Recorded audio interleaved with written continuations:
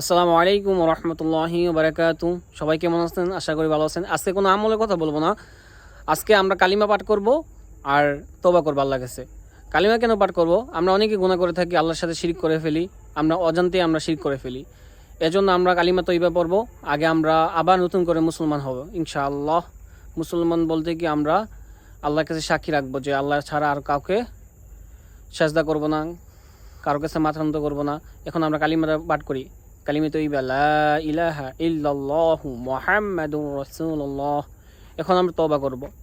আমরা জন্মগ্রহণ করার পর থেকে এ পর্যন্ত অনেক গুনাহ করছি, হাজার হাজার গুনাহ করছি। এই গুনার কোনো হিসাব নাই। এজন্য আমরা আল্লাহর কাছে আজকে তওবা করে একজন খাঁটি মুসলমান, খাঁটি ইমানদার হয়ে যাব।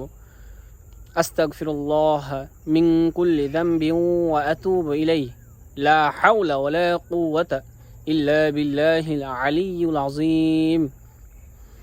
আসসালামু আলাইকুম।